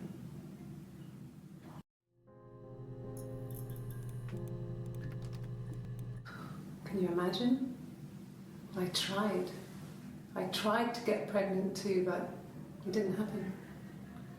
I slept with so many boys, men. My body refused. I think my period stopped because hers had. I was pretty ill. I mean, how could we stay the same now? I felt like Hannah had really fucked things up. Set us down separate paths. We had become different.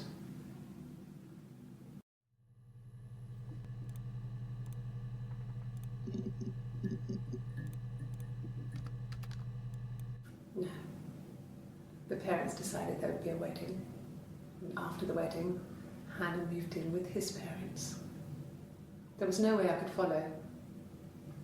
So we were separated again. I stayed in the attic. It was hard. It's like I suddenly didn't exist. I would sneak out, but in case anyone recognised me, I started wearing a wig. Hannah and I would meet up in the park. I was trying to get pregnant. But I couldn't. I mean, I couldn't do it with anyone we knew, so it was sex with strangers. Drunk guys I'd met in clubs, parks and alleyways. I was 17. It felt like I was being punished. But it was Hannah who had betrayed us. I had to stop when one of the guys gave me an STD.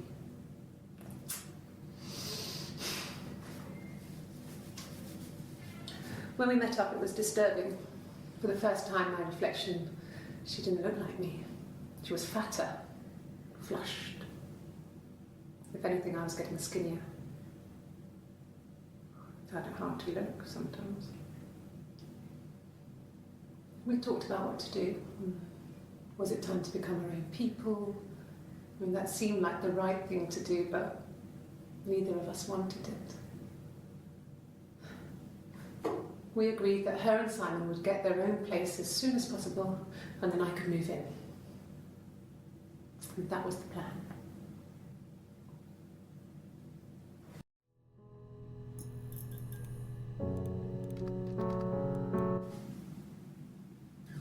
Hannah had a miscarriage. This was late in the pregnancy and it left her infertile. Felt like the universe had corrected its course. We were aligned again.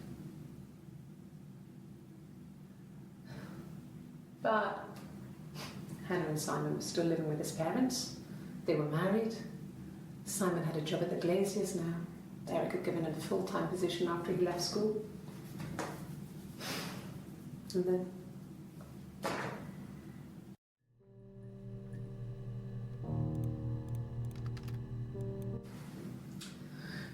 I was living in the attic. It was a very hard time. I was depressed, was still pretty sick of the STD. And I came down one morning and they were dead. They were in bed and both had been sick. They'd thrown up a lot. And I'd slept through it.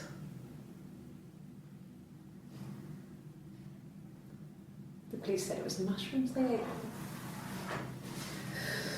Dad was a mushroom expert. I mean, he used to take us picking with him and he taught us how to recognise them. And there's no way he would have picked death caps.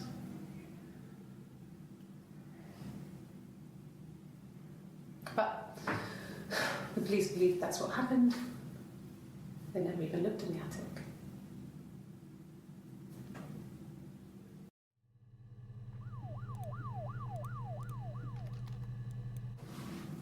Yes, it was a cremation for the best. We both wore black and had veils, so it was easy. And after the funeral, everyone came back to the house. Hannah served up sandwiches, and I stayed out of sight.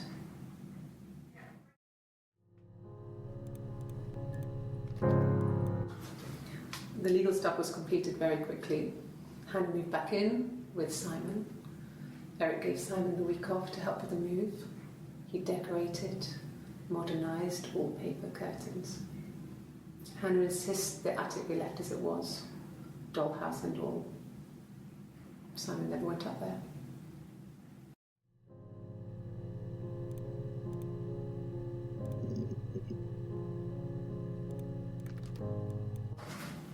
It lasted about 6 months.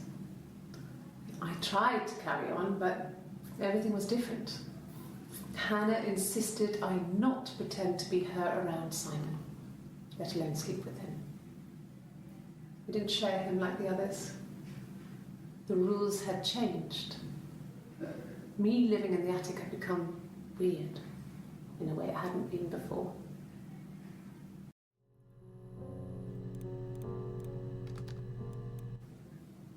So I moved out. Got a small bed sit. Got my tattoo to mark the occasion. I was singing in a bar in the evenings, so I had some money, enough money to cover my rent. And I've been doing something similar ever since. I haven't put down any roots. I don't exist.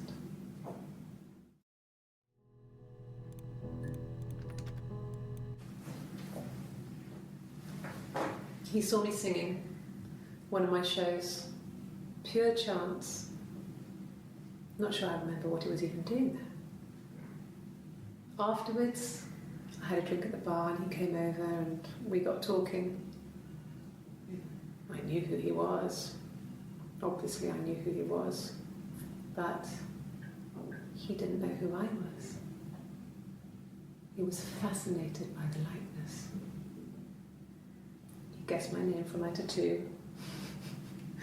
Told me it was a palindrome, like that would impress me. I enjoyed talking to him. It was amazing to be able to sit and interact and talk to him after all this time. He didn't tell me he was married. I'm not sure what he was thinking. He later told me it was like he was dreaming. A waking dream.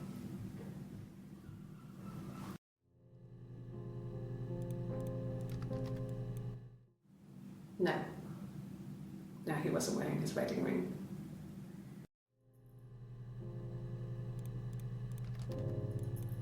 Nothing else happened that night. We talked, then I said goodbye. Then next week I was singing the bar again and there he was. And again the next week, he offered to buy me a meal.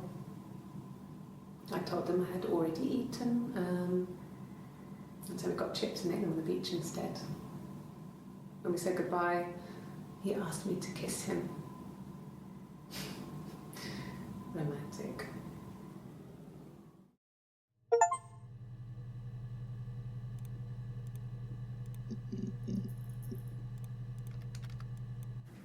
Yes. I thought about telling Hannah. I felt guilty after the kiss. But then it began to feel like this was the way it should be. Sharing, like we had before. He never mentioned her to me. There was the Simon with me and the Simon with her. It was almost like it was a different Simon. But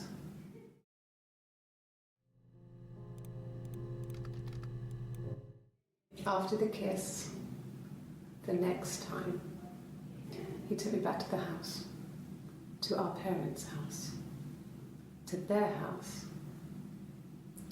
So, it was definitely him. I sometimes think he wanted to get caught to prove to himself that we were different people. He told me about his marriage, told me how his wife was completely different to me.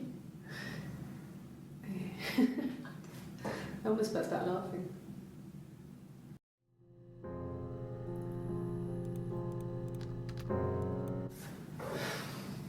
I think it was that time, the first time at the house, in his bed, that I got pregnant. Amazing, right? This fucking magic sperm. And they say lightning doesn't strike twice. I didn't tell him. I missed 3 periods. I had pretty irregular periods anyway, but 3. I had always thought we were infertile. Both of us. I didn't tell him. Just waited. Hannah and I were meeting for our birthday, and I told her because I thought she would be happy for us both. I think she was.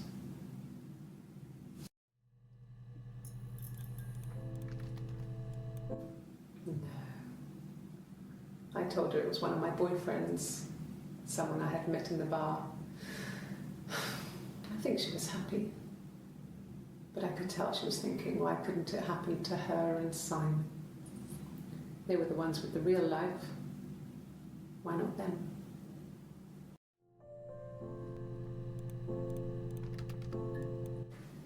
Then she told me she wanted to help more. She said I should move in with her. She would come clean with Simon about me. I was family. I couldn't have a baby in a bedsit. I told her I didn't want to tell Simon. Told her to wait for the time being.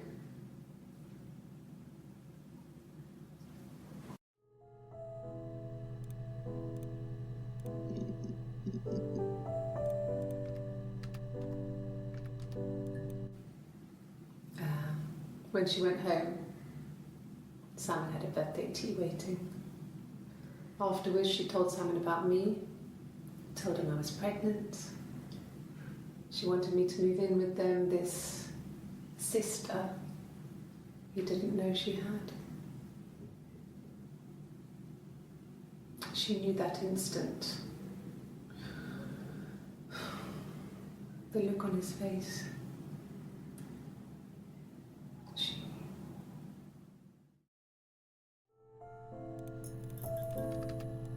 She sent him out the house, kicked him out, called me up, crying, and I went round. I guess I had a feeling I could hear something was wrong in her voice, but I wasn't sure what it was. She called me sister on the phone. She never calls me that. This was about 9. I went round and she was waiting for me. She was furious and so angry, the kind of anger you can only have towards yourself. We screamed at each other, argued, cried, we fought. I hit her back, left a bruise. I had my wig on from performing and she tore it off. Eventually we grew tired of fighting and I left.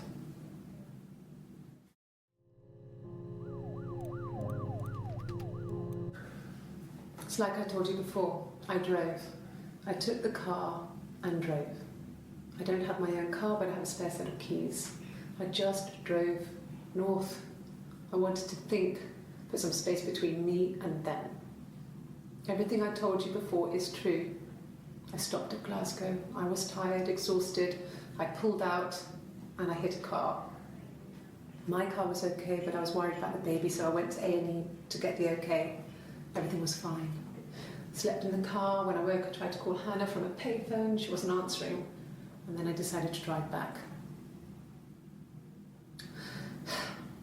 I had decided that she was more important to me than Simon.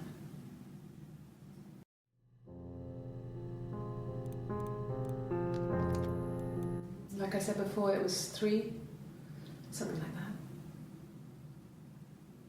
that. I walked in, saw Simon. He was on the floor of the living room. His throat had been cut. There was a lot of blood.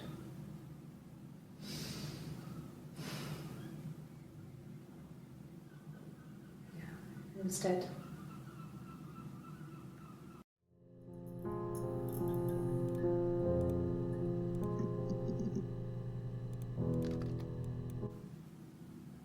She was sat behind him. She had my wig on. And she'd been there all day.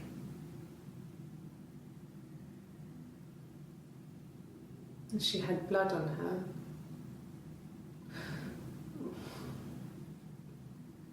And she was in shock.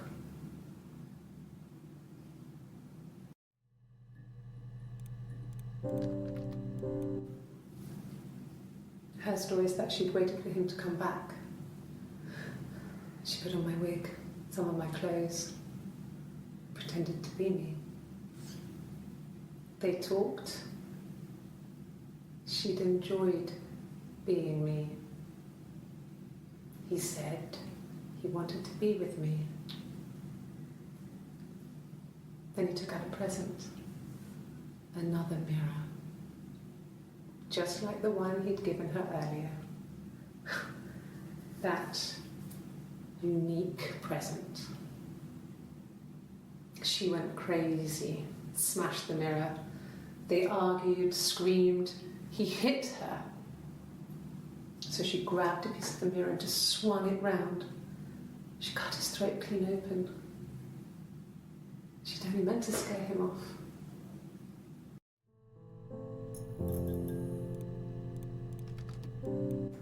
It happened very quickly. We hardly had to talk to each other. We agreed almost silently.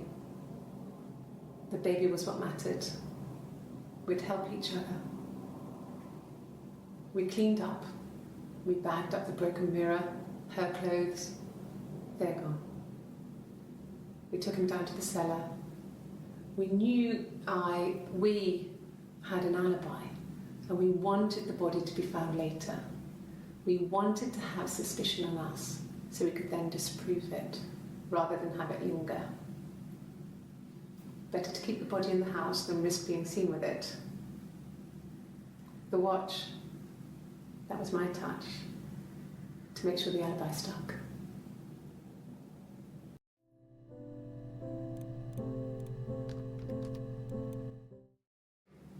My sister is gone.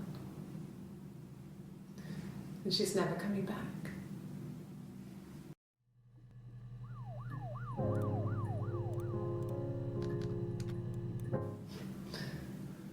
Can you arrest someone who doesn't exist?